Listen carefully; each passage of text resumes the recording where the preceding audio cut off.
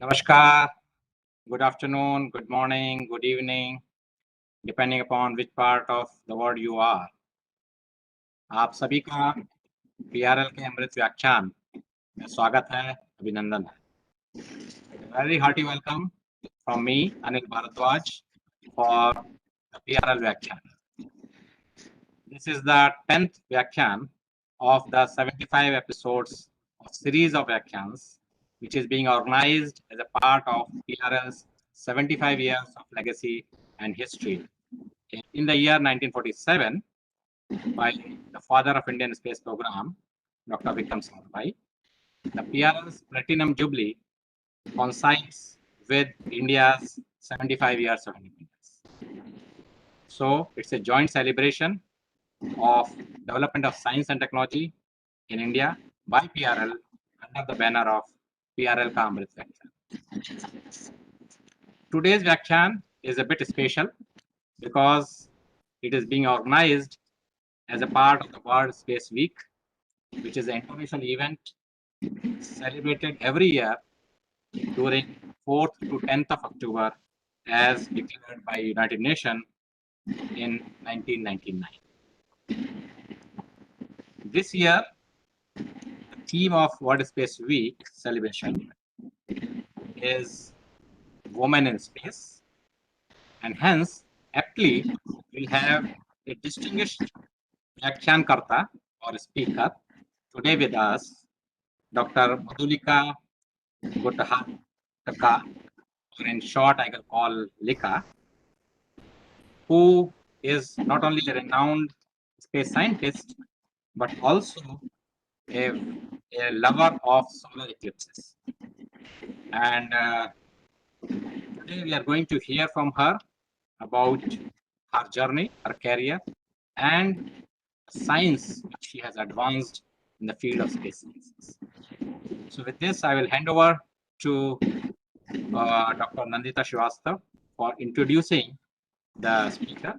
But before that, let me thank Lika for agreeing to be one of the speakers of our Vyakhyaan, and in particular, the 10th one, which is a part of the World Space Week. Thank you. Thank you, Professor Bharadwaj. I'm not sure if we have Madhulika here. I don't see her. Yes, I was disconnected. So I am back on.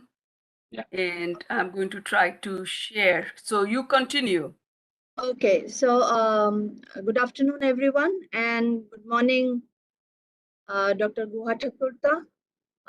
It's my honor and privilege to introduce Dr. Madhulika Guhathakurta, our distinguished speaker of PRL Ka Amrut Vyakhyaan today. Dr. Guhathakurta has kindly accepted our invitation and has agreed to speak about her passion of studying the sun and also about her illustrious journey of the exploration of the heliosphere. So at the outset, I would like to thank her for agreeing and delivering this talk today. Dr. Madhulika Guhathakurta did her master's in astrophysics from University of Delhi, and then subsequently she did her PhD from University of Denver and University of Colorado at Boulder in the United States. She began her career with focus on understanding the sun's outermost layer, the solar corona, and for this work, she has been a co-investigator on 5 Spartan 201 missions on aboard space shuttles to study the solar corona in white light and also in ultraviolet wavelengths. And she has authored a large number of publications. For the past 2 decades, Madhulika has been working toward the development of heliophysics as an integrated scientific discipline, about which she will be talking today, from which fundamental discoveries about our universe will provide direct societal benefits. She has led the Living with the Star program for about 16 years since its inception in 2000, and she made possible the flagship missions like Solar Dynamics Observatory, Van Allen probes, Solar Orbiter, Parker Solar Probe, and many other missions like Stereo, that would revolutionize our understanding of how the sun is impacting our space weather. So further, to accelerate innovation and scientific discovery, Madhulika has created funding mechanisms to shepherd traditional domain scientists out of their comfort zones to create living with the star system science, which is known as targeted research and technology program, and focused science teams that foster competitive and collaborative environments and promote the cross-pollination of science ideas and technology. To nurture the next generation of leaders in heliophysics, she has created the Jack Eddy Fellowship Program, which became an important channel for professional growth of promising researchers. Also, the yearly Heliophysics Summer School of NASA is her brainchild, and the lectures that were given in this school have resulted in 5 uh, big textbooks on heliophysics, which did not exist before and have now been combined to what is called Principles of Heliophysics. Since 2017, she has championed the growth of NASA's Frontier Development Lab, which is known as FDL, both in terms of the breadth of the problems of areas tackled, as well as the number of agency and the industry partners. So from whatever little I know about Madhulika, her work is strongly driven by her passion and dedication. She has literally left no stone unturned in the area of heliophysics. She has worked as a scientist, mission designer, instrument builder, and directed and managed several science programs. She is also a very passionate teacher and spokesperson for NASA's mission and vision in the Heliophysics division. As we understand, she is occasionally performing all these roles in a single day. We are eagerly looking forward to her Vyakhyaan. And with these words, I invite Dr. Madhulika Guhathakurta to deliver the Vyakhyaan. Over to you, Madhulika. Thank you so much. I think you've already recapped my journey. I think you know everything you need to know about me. But it's an honor and a privilege to be invited and to give this talk. I might have some technical difficulties, but we will weather that as it comes, and I'll try to get started and see how we get there. So why is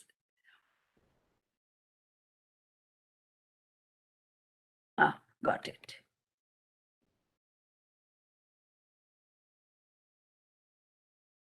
Bear with me just a second when I position the screen.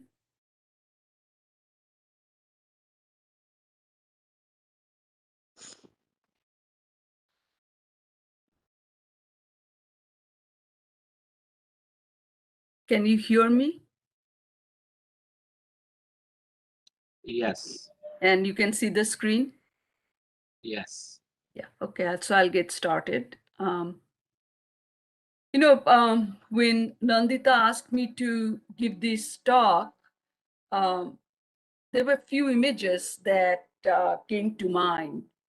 A lot of it sort of associated with my early childhood. And as you're aware, that I'm going to talk a little bit about myself, which is not a traditional talk I give. But in that, I'll give you sort of a short journey, bring you along on the things I have done and why I have done that. And what you're looking at here is the red aurora with a beautiful music inset. And it's taken from Antarctica. We often kind of talk about auroras, but we talk about aurora borealis, not aurora australis. And red auroras are pretty rare. They have a different signature. And when an aurora happens, that is sort of the clearest manifestation that there is a solar storm going on. that has created a geomagnetic storm on our own planet. And I have always connected all of this with music and songs in my mind. Whatever pretty much I do, whether I can sing or not. Hence the title, A Song for the Soul, the Sun. Or you can think of it as Soul too, S-O-U-L. So from the very beginning, I have come to realize a very simple truth, that it is our biological wiring, basically, right, to exist and then all of a sudden not. Through our lives, and I'm going to remove this, thank you. Through our lives, we work, we play, we love, we build homes, and then one day we disband and return to the stars that once actually made us. I realized this simple fact, quite early actually on. And it was then that I believe I made it my mission to understand the stars that we come from and the ones that we shall return to.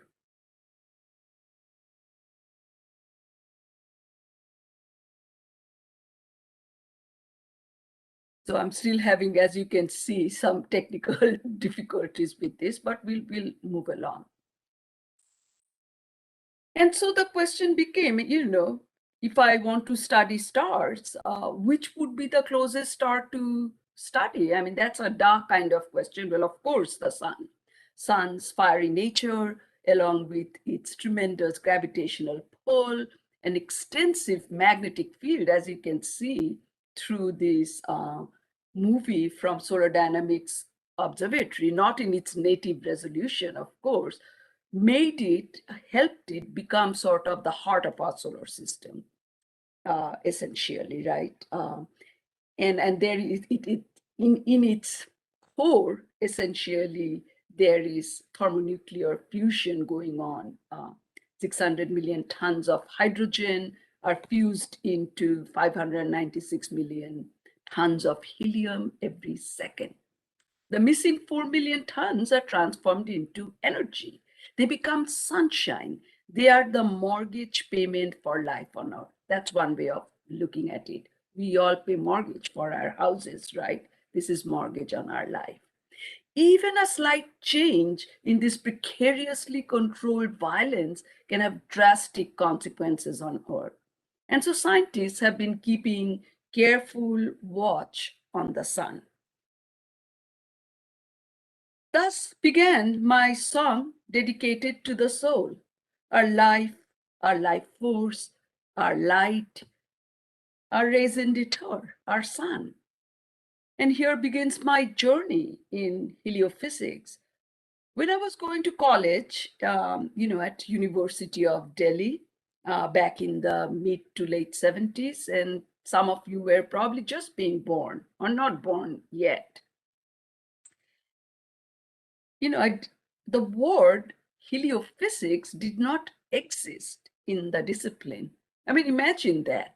I studied astrophysics, but heliophysics didn't exist as a discipline.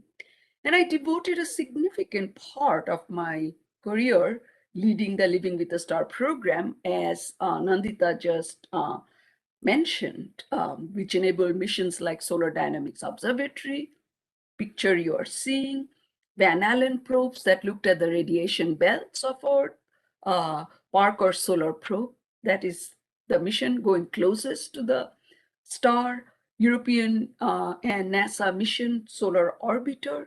And this created essentially the system science that is heliophysics. And this is a beautiful panoramic picture of the sun from the vantage point of Mars Perseverance. It shows that sun shines on every planet and that no planet is immune from the adverse or helpful impact of space weather, a condition that is created by the sun in near Earth space or interplanetary medium. and Living with the Star program that provided essentially the science underpinning for space weather. Remember, even space weather wasn't a word when I went to college. So that itself kind of is fascinating. How many lives do we know of that has this opportunity to experience something, help create something that didn't exist when that person went to school? In 1993, I joined NASA Goddard Space Flight Center as an astrophysicist, where I have had the opportunity to work as a scientist, mission designer, instrument builder, and then in 1998, I was pulled in to the bureaucratic world of NASA headquarters, where I have directed and managed science programs. A wonderful thing about working there, at NASA headquarters or Goddard, among many other privileges that you have, is to see and know things about our universe, which not many others are really privy to see. The unthinkable imagery and science results we witness every day, it really changes a person, I would say. This is an example. NASA's images of the Solar Dynamic Observatory and sun's dynamic phenomenon and dazzling beauty have captivated the attention of millions.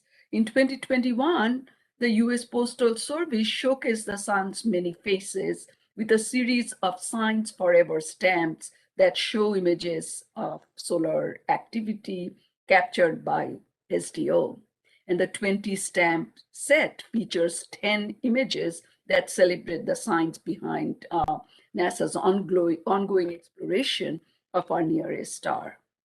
And it displays common events on the sun, such as solar flares, sunspots, coronal mass ejections, etc.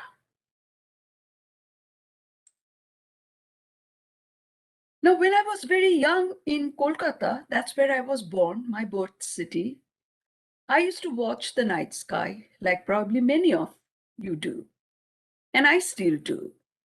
And as I looked at the stars, I had the same questions that, many of our big programs in many agencies dare to ask. Where have we come from? Where do we go when we die? Where indeed, a question humankind still ponders. So at that tender age, I asked my father. My father gave me example of a circle. He said, look at a circle. Can you tell me where the beginning or end is? So my question was answered with another question. But through my formative years, I came to notice and learn a few things about life in general, which helped me understand my father's point better as I progressed in life. I came to understand that a star's life is long compared to that of a human. But we can see the stages of stellar birth, aging, and death in heavens. They follow a pattern similar to many of the life cycles that we see on Earth. And from this newfound understanding and knowledge and inspiration,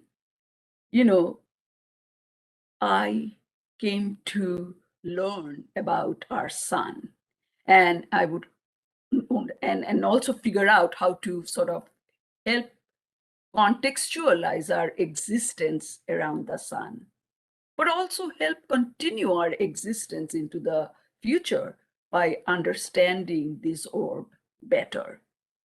How is understanding our sun going to help our future, you may ask? And of course, the answer is solar storms. Yes, like on Earth, hurricanes and snowstorms, the sun also produces storms, except they consist of charged particles.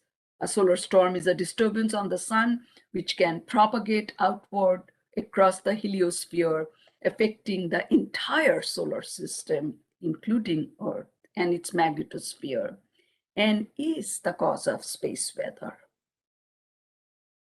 And we'll talk about this a little bit more later. And there is, of course, coronal mass ejections. These are billion tons of superheated gas lifting off from the surface of the sun and hurtling through the 93 million miles from the sun to Earth. When it hits Earth's magnetic field, it triggers a geomagnetic storm, which can cripple us. And you already know a lot more about this. These storms are caused by regions of intense magnetic energy.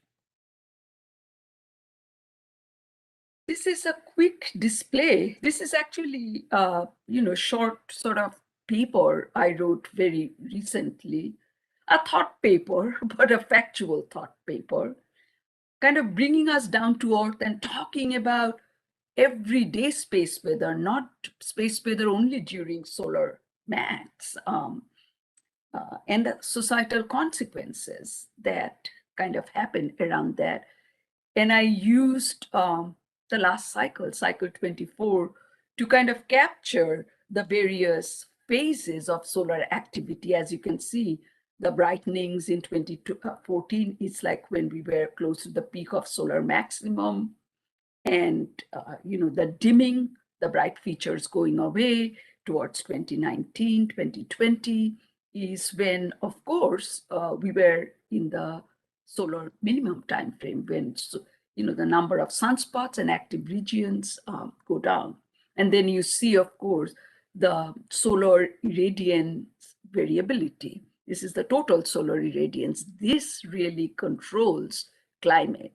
And this, as you can see, varies very minutely, 1/110% over a solar cycle. But this is TSI. If you look at the spectral solar irradiance, that can change dramatically from moment to moment, day to day. And of course, even as a function of solar cycle. And that actually controls more our ionosphere, where space weather impact is felt the most. So the societal consequences of solar variability is, human radiation exposure, like space stations, space exploration and utilization, big all around the world now, high altitude flight and aviation. Impacts on technology, space systems, communications, navigations, ground infrastructure, where we have power grid failure, and even terrestrial climate, both short and long term. So these are the reasons why we study heliophysics or solar variability in another way. And just as I mentioned before, I kind of wanted to shift our thinking. So this is also a thought paper I wrote a few years ago. Because we look at the solar cycle in the graph that I showed earlier, on X and Y axis, it's human tendency. We naturally focus on the peak and we think all the space weather impacts are happening only during solar maximum when the sun is really active. And during solar minimum, nothing happens. And it cannot be further from the truth, And so in this chart, what I've done, I've kind of likened the solar cycle to the terrestrial climate pattern for fun and called it solar La Nina, low sunspot number, solar El Nino, high sunspot number, and literally turned the solar cycle sideways. Space weather, as you can see, doesn't go away during solar minimum. It just changes form and approaches a different extreme. And you can see all the impact we are associated with during high sunspot number, like radio blackout, extreme solar or cosmic rays, energetic particles, extreme geomagnetic storm, melting of power grids on the high side. But on the low side, we have really the extreme galactic cosmic ray population increasing significantly because there is less amount of energy in the ionosphere junk actually begin to accumulate. The heliosphere contracts sharply.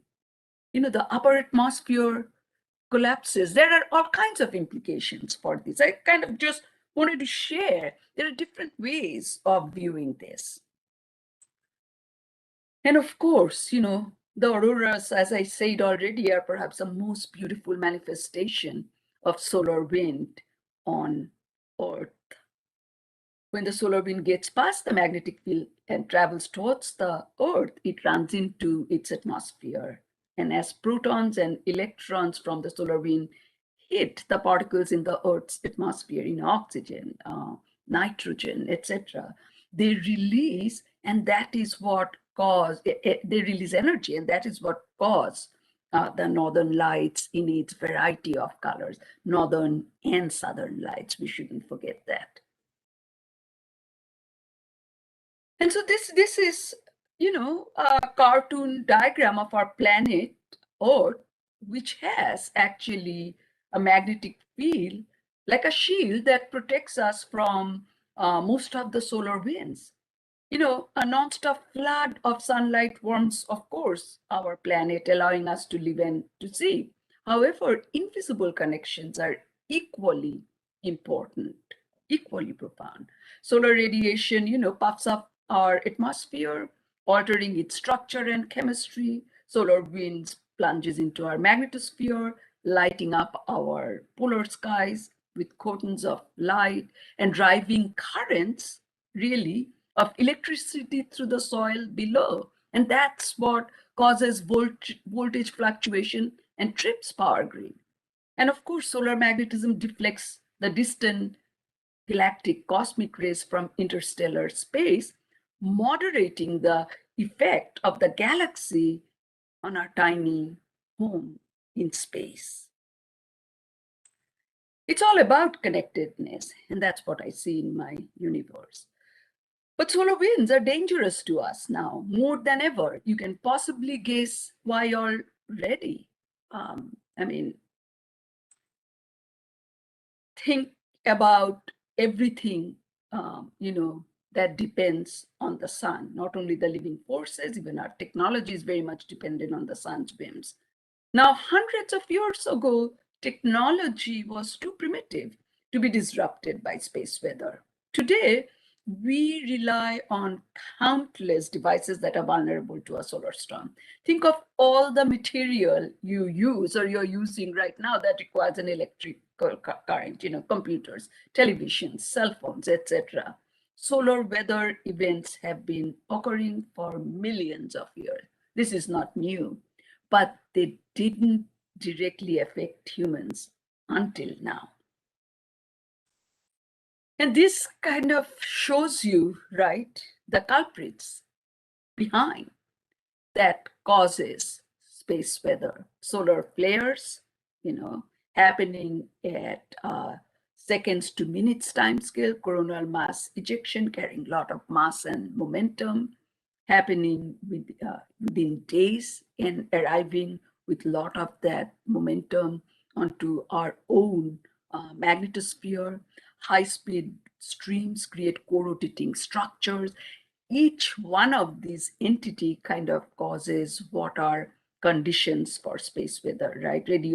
Radio blackout, disturbances of the ionosphere that's caused by X-ray emissions from the sun, for example. Solar radiation storms, which is elevated levels of radiation that occur when the number of energetic particles increase. In high frequency radio, right? Those are the radio blackout on the entire sunlit side of the Earth lasting for a number of hours, for example. And then there is the geomagnetic storms. These are disturbances in the geomagnetic field caused by gusts in the solar wind that blows by Earth, causing all kinds of deleterious effects. These events, which happen from seconds to minutes to decades to centuries, tend to dominate our planning and research everywhere in the world. But all's fair in love and war. literally, between our existence as a technological species or not. Now, you have experienced everyday space weather if you have actually flown a commercial airline. Maybe many of you haven't recently, right? We have been all at home because of COVID, but we plan to go back to that traveling. Now, especially in the polar routes where the magnetic field lines are open and particles can trickle in, we do feel this radiation. For example, a 100,000, mile frequent flyer could receive a dose equivalent of several chest X-rays. Now, what it does to us biologically, it has not been studied in great detail, but we certainly increase our radiation level. And there are many countries where, for example, air crew and pilot are called radiation workers. Now, there have been extinction level threats to us in the past, and this is an example of one such event. An extreme solar event called the Carrington Event in September 1859. Now, Earth was hit by a solar storm so powerful that it set telegraph offices on fire and sparked northern lights in the South Pacific. And so historians call it the Carrington Event after the English astronomer Richard Carrington, who witnessed actually the instigating solar flare on a projecting screen with his unaided eyes. And in some ways, many consider it to be birth of space weather. Now, a solar superstorm, just narrowly missed Earth in July 2012. We lucked out because it wasn't directed at our planet. And as scientists have said, if this storm had hit Earth, we would still be picking up the pieces. Another said, had it hit Earth, it probably would have been like the big one in 1859. The effect today on our modern technologies would have been absolutely devastating. And this is an example of how we came to realize that this storm actually happened. Now, surrounding the sun with many of our satellites like SDO and stereo allowed us to detect major storms that otherwise we might have missed. And so in July 2012, one of the fastest CMEs of the space age, moved from the west limb of the sun, traveling at a speed of about 3,000 kilometers per second. And as you can see, stereo A, showed with that black arrow, was actually very much in the line of sight of this radiation storm.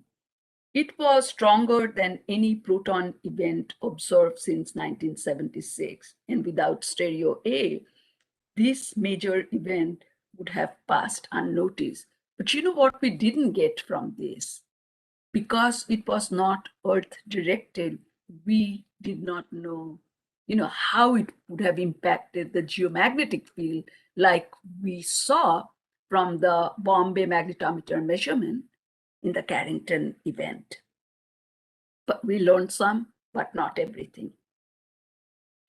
Hence, a brand new branch of physics really appeared. We understood the importance of space weather and collaborated with fellow physicists to form an entirely new branch of physics. And here we are, it's heliophysics. Now, what is heliophysics? Heliophysics, simply put, is the study of the physical domain defined by the sun, the heliosphere, just like astrophysics is the study of the physical domain defined by stars. This physical domain includes the sun itself, the solar system, and stretches out to the start of the interstellar medium. In principle, heliophysics studies everything inside the sun's domain of influence. Heliophysics is an environmental science, a unique hybrid between meteorology and astrophysics. Another way of looking at it, heliophysics has sort of two different areas. Remember, I said meteorology and astrophysics. So there is like a component which is an applied branch like space weather. Another is a pure fundamental physical process, pure research branch like studying magnetic reconnection, and we do both. So through life from joining NASA headquarters in 1998, about a magnetic solar cycle ago, I measure my life in terms of solar cycle, magnetic solar cycle, whenever it's convenient to me, makes me feel younger. My entire journey has been fueled by my core love for the sun, taking me in a pursuit of understanding space weather and space climate and making everyone aware of the importance of heliophysics. And today, what I want to say is that studying heliophysics isn't a choice anymore. It's a necessity, much like we study Earth weather. Now we are going to travel regularly to outer space now, right? And we have already started that. There are non-astronaut human beings that have traveled to space. We are truly on our way to becoming a spacefaring civilization. And do you know one of the most deadly things that can hinder our progress up there? It's radiation from solar winds and radiation from galactic cosmic rays. So we have to understand and predict space weather right now. And through our satellites, essentially, we have entered a new era of interplanetary space weather. Thanks to SOHO and the twin stereo probes, and solar dynamics observatory, no significant eruption escapes detection, not even when it occurs on the far side of the sun. Just changes everything we do. And until recently, forecasters could, sort of scarcely predict space weather in the limited vicinity of Earth. Interplanetary forecasting was even more challenging, obviously, right? Because we can only see the front side of the sun. But this began to change with the launch of, in 2006, of the twin stereo probes, followed by Solar Dynamics Observatory 4 years later in 2010. And of course, our workhorse SOHO has been there for over 25 years. They are active and they surround the sun, monitoring active regions, flares, coronal mass ejections, through the full circumference of the star. No matter which way a solar storm travels, this bunch of spacecraft can track it. Madhulika? So, yes. 30 minutes over. Okay, thank you. So we have now entered really into the world of interplanetary space weather, a new paradigm. So at the dawn of space age, more than 50 years ago, protecting ourselves meant protecting our assets on Earth. And now it means something much bigger. NASA has sent probes to the far corners of our solar system, from Mercury to Pluto and beyond. The Voyagers are on, they are not on the verge, they have left the solar system altogether. To protect these robotic assets and the humans who will inevitably follow them, we must learn again to predict space weather anywhere, anytime, throughout the solar system. And this is sort of the first rendition of that, creating models of the solar system, utilizing our data and our basic understanding of the physics. Now, since the Carrington event, interest in space weather has naturally focused on our own planet. This began to change, however, as NASA and other space agencies expanded their research into the solar system. As I mentioned, we have probes to Mercury, Venus, the Moon, Mars, Ceres, Saturn, Pluto, and more being thought of, right? And it's only a matter of time before astronauts are out there too. And as I said, just a month ago, we had non-astronaut visitors into deep space. this is the reason which drove interplanetary space weather research into the fifth gear. The 2012 X5 class solar flare event that was not directed at Earth. And this is again an excerpt from a paper, again, a thought paper that I wrote back in 2013 in EOS.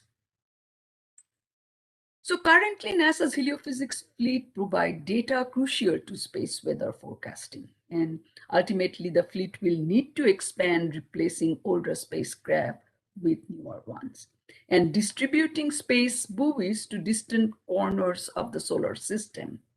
NASA's Parker Solar Probe and ESA NASA's Solar Orbiter missions are essential new components of the heliophysics interplanetary space weather fleet. And to that, we will be adding Aditya L1 mission very soon, I hope. One thing is certain, the sun is not waiting and the stakes are as big as the solar system itself.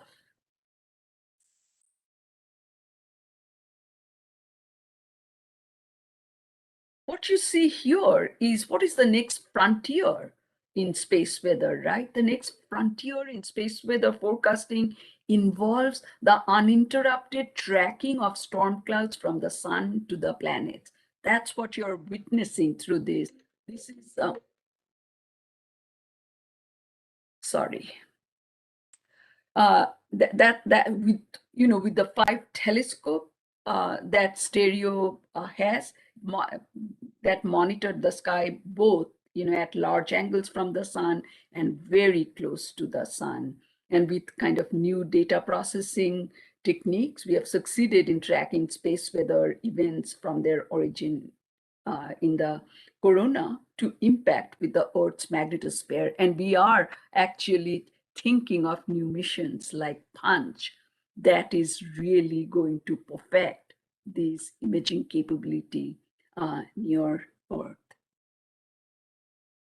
The entire solar system lives with its star, That's what I'd like to say. And this is just one picture, picture says 1,000 words. And I wanted to put it up here just so you see.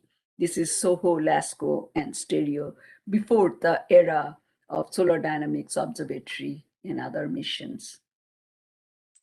Now, I would like to caution you with one thing. It's not just the sun. I think planetary magnetic field makes a difference too. For planets like Mars, the consequences could be severe, the lack of a magnetic field. So at some point, less than 1 billion years after Mars formed, its global magnetic field ceased to be, removing the planet's main source of protection from the solar wind. And as measured at the top of Mars's atmosphere, the solar wind, fast-moving particles that are mostly protons, as I mentioned, strikes the planet at about, say, 1 million miles per hour, which is 447,000 meters per second, 0.15% the speed of light. It's an incredibly fast speed. The particles it collides with, wind up moving so quickly that they have enough energy to escape from Mars's gravity. So Mars presently loses about 100 grams, a quarter of a pound of atmosphere every second. And the rate of this atmospheric loss goes up by a factor of 10 or 20, when there is actually a solar storm.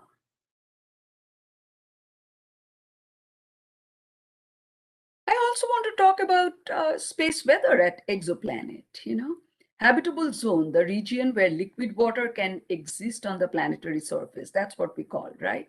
Now, if you think about red dwarfs, numerically red dwarfs make up 80% of the stars in the Milky Way. And so you have sort of a model version of a red dwarf on the left, which is the blue orb. And on the right, you have the impact on a planet close to the space, this particular red dwarf's orbit. So the question scientists started asking, does extreme space weather render this system lifeless? Not only is the habitable zone of a dim red dwarf much closer to the star than our own solar system's habitable zone, but the rapid spin and deep convective zones of red dwarfs supercharge their space weather.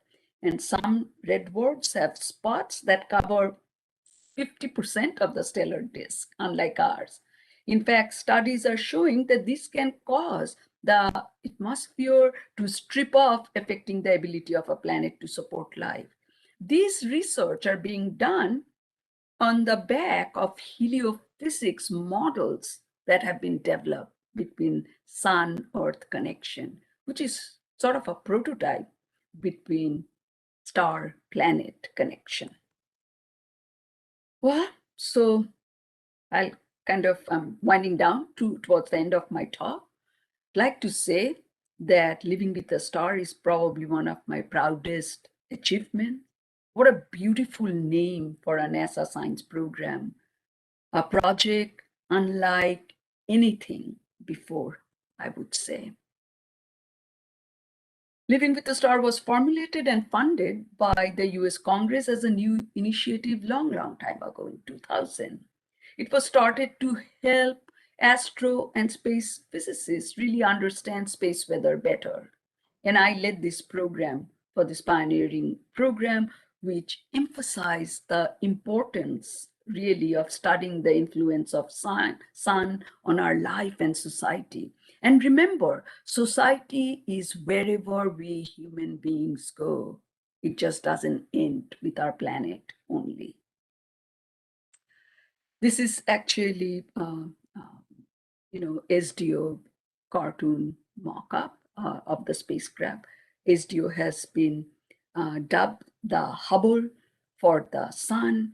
It has really given us a new window into solar physics as well as other esoteric astrophysics. It's been an amazing mission, one solar cycle old.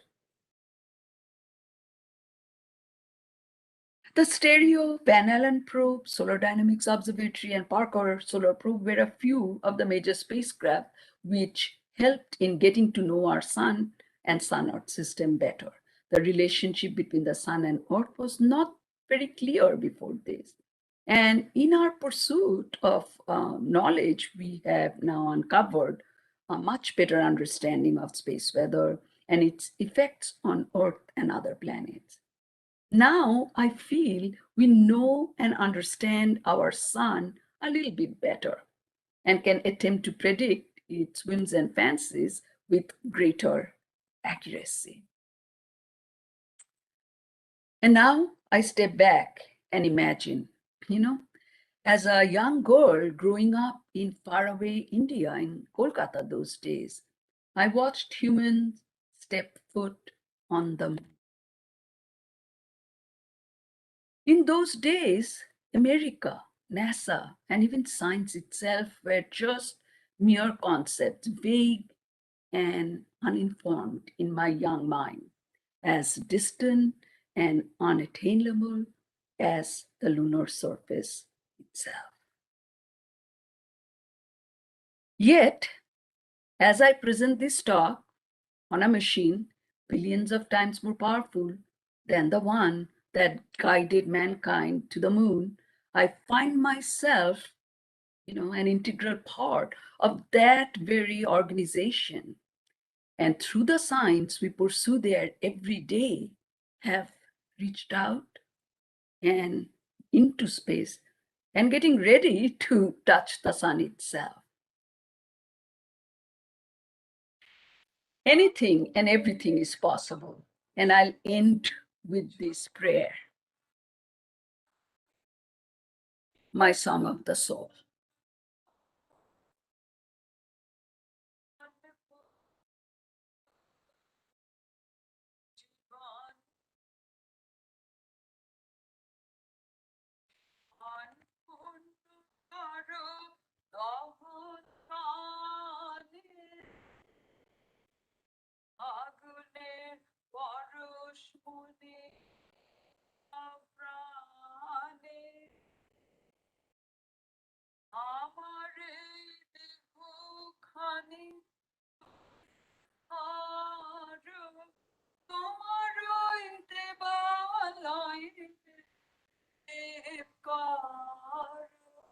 amare devukani haru tumaroi devalaye devkaru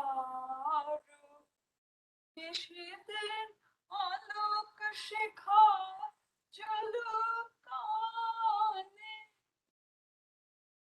agune aroshone prane e jiban আধারের গায়ে গায়ে বরস্তাব সারা রাত রাখ তারা নব নব আধারের গায়ে গায়ে বরস্তাব সারা রাত রাখ তারা নব নব নয়নের দৃষ্টি হতে খুঁজবে কালো এখানে বেশি ধয় দেখবে নয়নের দৃষ্টি হতে খুঁজবে কালো যেখানে বেশি ধয় দেখবে ব্যথা মোর উঠবে চলে ঊর্ধ্বপানে আগুনের পরশ মনে প্রাণে জীবন পূর্ণ করো জীবন পূর্ণ করো জীবন করো।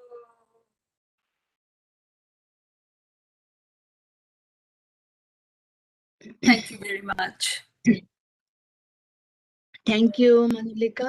Thanks for this very wonderful Vyakhyaan on your journey and how the events shaped your career, starting from your childhood and university, Delhi, and your contributions to. तुम्ही शेअर करून बघा म्हणजे आपल्याला कळेल जस्ट पीपीटी असेल. Hello.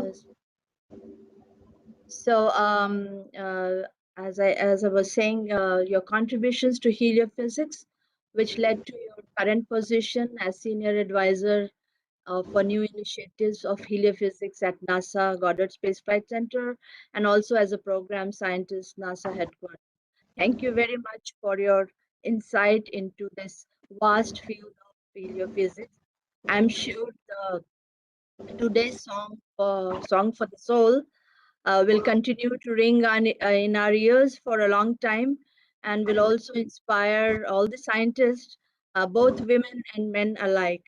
I now invite my colleague, Dr. Kuljit Marhas, to conduct the question and answer session. Dr. Kuljit, please. Thank you, Nandita ji. Can you hear me? Yes. Madhulika ji, thank you so much for such a inspiring and illuminating talk. So for the questions, what we are going to do is we are going to take it up from the chat, from the YouTube. So I'll ask those questions first, and then the people who have joined us, members who have joined us online, we can take up questions from there. So the first question that is coming up is from Bhaskar Mukherjee, who is asking, how does the sun sound? Acoustic spectrum? Yeah, interesting question. In the convection zone, yes, the movement causes sound, which we actually measure by looking at sort of magnetic polarization, heliomagnetic, HMI, helioseismic magnetic imager. And we take that information, model it, and can figure out actually the acoustic vibrations in the sun. Not only that, you know, before we had stereo and we could actually monitor the active regions on the far side of the sun, we would use the technique of these instruments. On SOHO, it was called MDI. On SDO, it's called HMI. And then we would be able to actually create sort of, skeleton of active regions on the far side, because your vibrations are bouncing, and it depends on, whether you have intense magnetic energy somewhere or not. So that was the goal in terms of trying to create this far side prediction, which we still do, as a matter of fact, utilizing gong set of instruments which are ground based and not in space. Another question is from Sita. She's asking, we are already observing powerful flares on the sun. What is your take on the solar cycle? Is that Sita, my classmate friend, or Sita someone else? I'm not sure. That's the same like Dr. S. Sita. whom we met. You Okay. met together. So, that solar cycle is tricky, right? I said we are better able to predict the cycle. I mean, it's all, we are definitely, this year when we kind of convened a solar cycle panel, I think we were far better at kind of taking systematic steps to figure out exactly what our thought process was in terms of when is the solar cycle going to peak, how wide is it going to be, how intense will it be. And everything that we could assimilate from the current state of knowledge in the field from the scientists was that it's going to be an average solar cycle, kind of similar to the last cycle. But do we know for sure? I mean, till we have crossed the peak, we won't know for sure. But that's kind of what the solar cycle panel predicted. So the lovely thing is that Sita is your classmate, yeah? She says she's your... Hi, Sita. So let me invite my colleagues from the WebEx to ask you questions now. So anyone from the panel who would like to ask Madhulika ji? So can I start? Yes, Anil ji.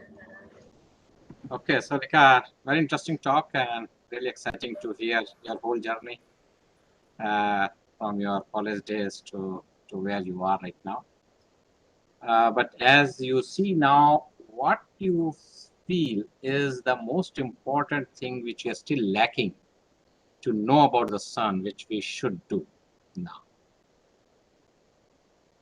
Oh, there's still so many fundamental questions. What we don't do, we don't kind of, because we got so diverted into space weather, we don't look at the sun as a star very much. We've given up on the neutrino problem. We don't know what's happening really in the core. We don't study the chromosphere in great detail. We study the corona a lot. I think chromosphere, in that sense, if you peel down the layer, is the next frontier. That is the seat of energy, not the corona. Corona is hot, but very tenuous. And corona gets its energy really from the chromosphere. So I think and I know that DCUST and others are kind of looking into this problem. I think people should start thinking of space missions also in this regard. And then of course, sort of looking at radio observations, microwave, looking at spectral irradiance variability.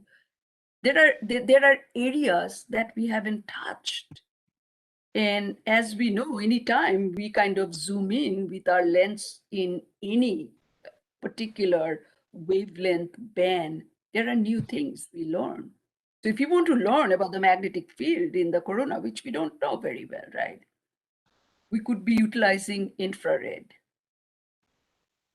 If you want to see if there are short-term climatic impact on our climate, which is kind of haywire almost, right?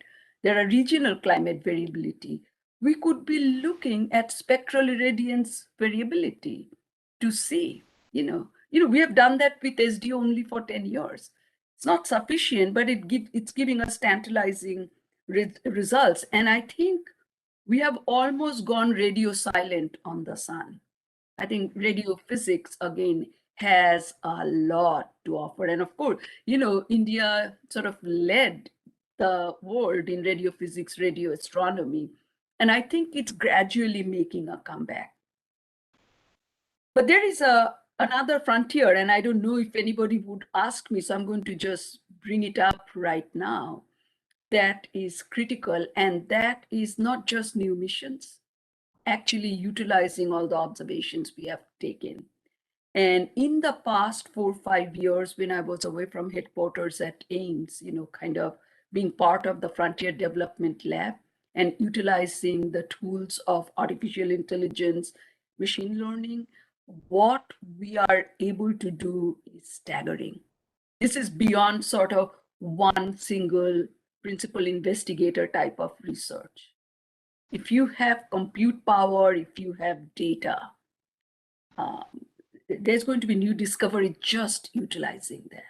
And I am personally very excited by doing everything I can to unleash that area.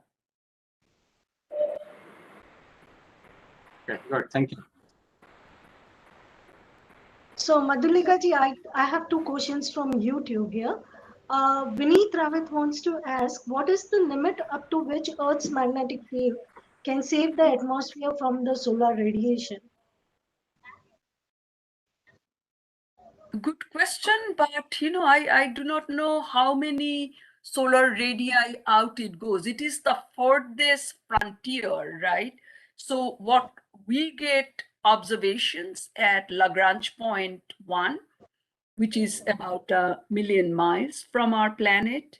They travel some distance and interact with the so imagine magnetic field doesn't disappear, right? I mean, in some sense, it goes into infinity. That's what it is. But to be fair, there comes a point of diminishing return, right? The close magnetic fields become weaker and weaker and will not protect the planet. But long before that happens, the particles are traveling very fast and they get deflected around the magnetic field, depending on the polarity that the particles are carrying in them, and depending on the orientation of the magnetic field on Earth is actually known. That doesn't change, although we are going through a slow flip of north-south. That happens, and we know. But the particles, the magnetic field that they carry in them is not known. And we can't predict that yet, when they occur at the sun. So when we measure these particles at L1 Lagrange point, then we can figure out, it's called the BZ, the Z direction of magnetic field, whether it is northward or southward. And in one case, it's going to sync up and align with Earth's magnetic field, and the particles then connect, basically, and particles propagating, and that's when you get the mayhem. In the other case, it's like magnetic fields are repelling and they are deflected away. But that didn't answer the question, what is the extent of the magnetosphere? Maybe one of you can do a quick Google search and tell me. So I'm sure somebody is Googling this for you. So Madhulika ji, talking about L1, we have a question from Professor Santosh Vadavale, who is asking how Aditya L1 data could be integrated into NASA's real-time space weather prediction activities. I think there is a discussion going on there. I think it's a question better suited for all our ISRO principals, but there's probably dialogue going on with NOAA to do that. NOAA does the real-time forecasting, not NASA. But there is also dialogue going on between NASA Heliophysics and ISRO to work collaboratively with all the data, all the L1 data, and which is SOHO, which is, stereo is not L1, but interplanetary. Then we have ACE, WIND. We are going to launch IMAP. We have Discover. So there are so many of these satellites in L1 that there are some very interesting physics questions, we will be able to answer, much like MMS kind of is a tetrahedron and looking at cross-scale coupling. We could be thinking of that in the L1 region, provided we can calibrate all our data, right? Otherwise, you can't do sophisticated science. Right. So there was a movie where a mission goes very close to the sun. I don't remember the movie name, but the next question that's coming up is from Debyendu Chakravarti, who is asking a question: how far, according to you, will be possible to go closer to the sun in the coming years, in future? It's a good question. So, the current version of Parker Solar Probe, it's going to go to within 10 solar radii. But the original goal for this mission was to go to 4 solar radii. So we already know that, that's something we were contemplating. So whenever you push boundaries and you take something that close, of course, we might have the technology, but then the cost becomes prohibitive, not only in terms of launching it, because you have to provide the delta force, but also shielding it from the environment of the corona itself. And so beyond 4 solar radii is up to which we have studied it. And that's kind of is a sort of a limit. I do not know other studies. So the continuing question was, is there a scientific interest to go even closer after Parker Solar Probe?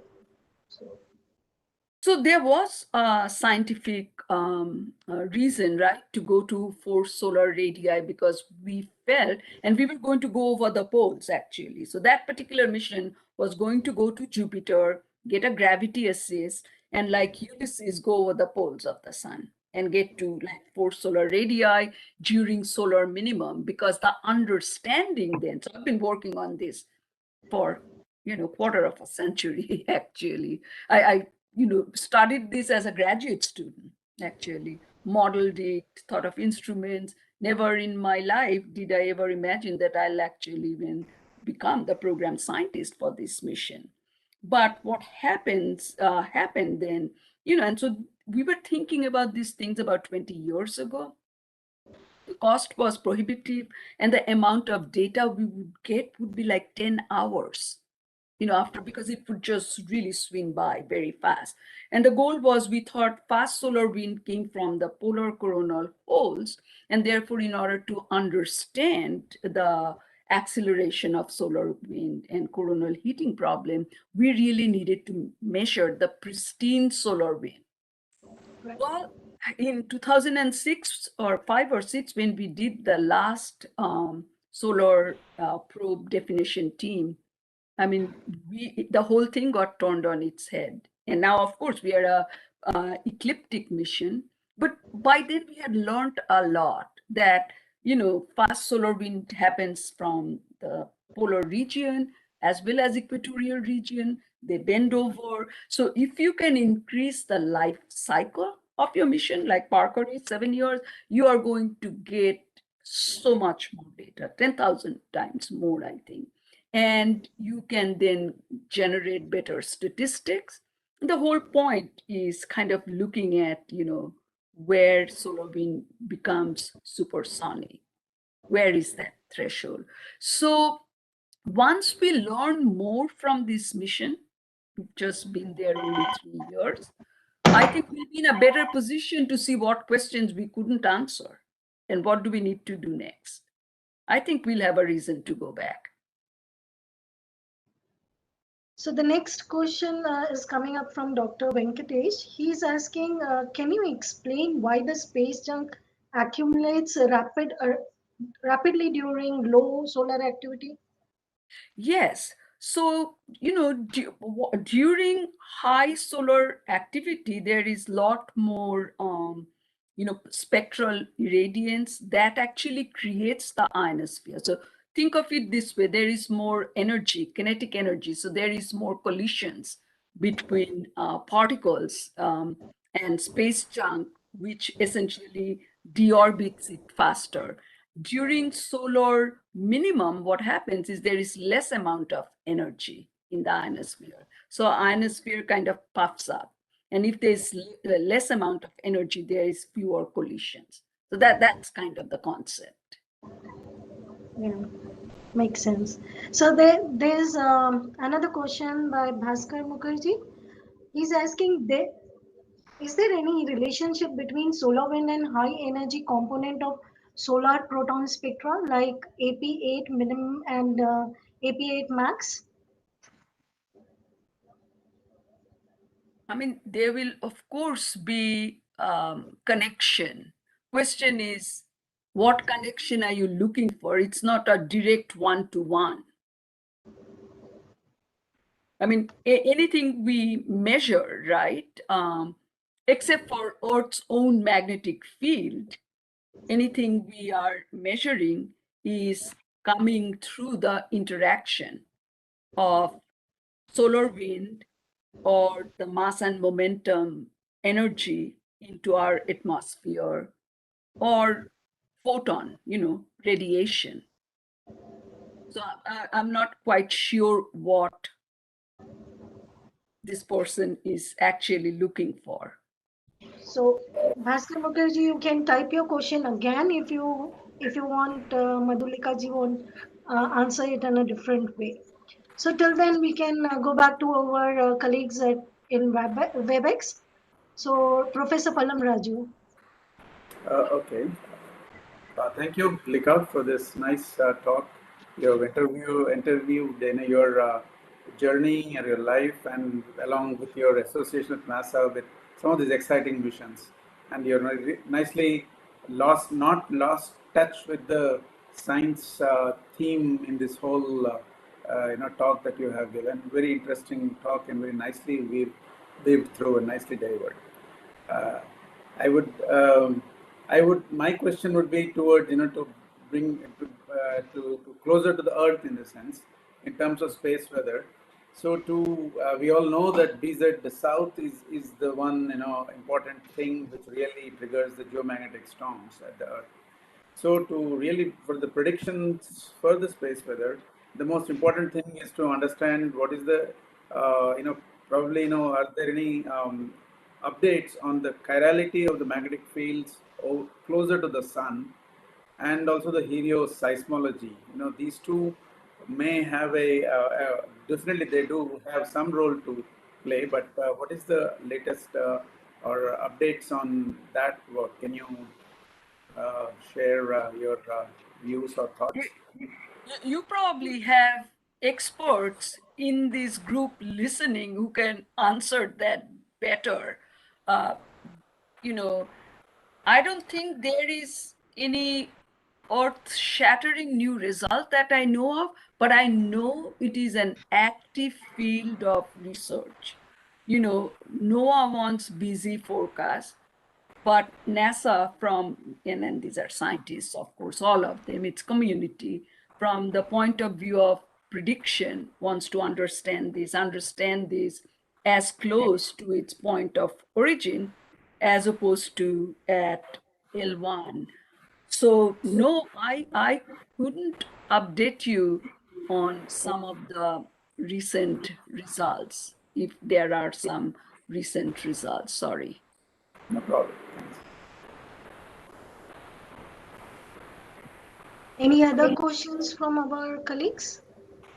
Ujit, I want to ask a question. Yes, go ahead, Shubhadev ji. So, thank you very much for that interesting talk. As a person who grew up in Calcutta, I could really relate to your journey and with kind of similar dreams. And I am a professor here, and I worked on solar neutrinos also. So that was my PhD topic. So, I could relate to your talk so well, and the song also, it was really nice, and the translation too. I had a question that, this ice cube experiment gave some bounds on the neutrinos from solar flare. And because ice cube was planned to detect high energy neutrinos, it could just give a bound. So my question was, are there any plans or, for experiments to detect solar flare neutrinos, and if that is a feasible thought? Interesting question.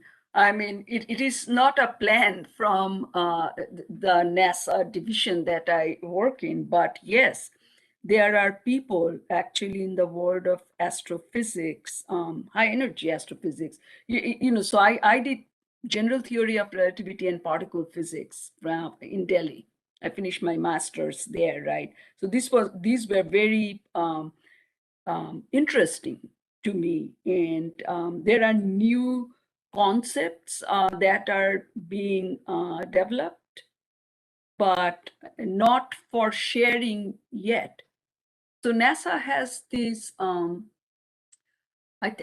forgetting kind of, it has a program called NIAC, where, you kind of put forward really out of the box, interesting, innovative concept, and a review panel has to, and this is across all different kinds of science. And there's a concept of such a proposal in there. Okay, thank you. Thanks a lot. Any other question? Okay, I will ask a question if you allow me, Kuljit. Yeah, sure, Nanditaji. So, Madhulika, I had a question. It's not a question, just a thought that you mentioned about how we made progress in understanding the sun and heliosphere with more recent observations and missions, and that gave rise to a whole discipline of heliophysics, as we know now. Now we know that there is an interstellar probe going to much farther distances, several hundred of AU. And at that point, do you envisage that there will be a new discipline emerging from heliophysics to something which is joining interstellar physics? So it's like interstellar physics is astrophysics. My view of why we have division in science is just simply because of budgetary reason and management. Science is not divided by region of space. Yes, but heliophysics the was common regime of observations between the heliosphere and interstellar medium that would probably give rise to a new. Yeah, absolutely. Different kinds of science, but we've been doing that for a long time, and we'll have observations. I just wanted to say the reason heliophysics exists is really kind of to connect sun and earth. That was the premise. You're taking astrophysics and meteorology and combining two very different fields, because one actually impacts the other. Sun doesn't care what happens to earth or what it does or what happens to us. But the other way is very, very direct, right? And so that itself required different kind of treatment of application of physics laws, basically. It's not new laws, but it's the complexity associated with it that required that thinking. Yeah. And that's what I think. Yeah. Okay. Thanks. So, any other I question? have to go. I have a meeting coming up, actually. Now I'm looking at the time. So, do you have time for a quick question, which is put up by Bhaskar Mukherjee again? Sure. So he's asking, he's saying that he will be using a solar proton detector on board a CubeSat. The energy is greater than 30 MeV. Can we predict the low energy solar wind intensity in real time from proton detector reading? I think through modeling and proxies and things like that. I mean, it's not particularly my area, but I mean, those would be, you know, off the top of my head kind of answer. Okay, thank you so much, Madhulika ji. And over to Nandita. Thank you, Kuljit, for conducting so nicely and the question answer session, and to Madhulika for answering all the questions in detail. I now request Dr. Bhushit Vaishnav to give the vote of thanks. Dr. Bhushit, please. Thank you, ma'am. Thank you for this opportunity. First of all, good morning and good evening to Dr. Madhulika. Good morning because she is attending in the morning, and good evening because we are attending in the evening. Fine. So a very much, thank you to Dr. Madhulika for giving a very fantastic talk befitting to the theme of this year's World Space Week, that is Women in Space, and also taking us to the journey of space weather physics and heliophysics, especially to the young generation who will be attending this talk. Thank you to our director, Professor Anil Bhardwaj, for constantly supporting us and encouraging us for arranging this talk week after week. We thank our Dean, Professor Pallam Raju, for all his constant guidance and support. We are thankful to our Vyakhyaan committee, each and every member for their active contributions.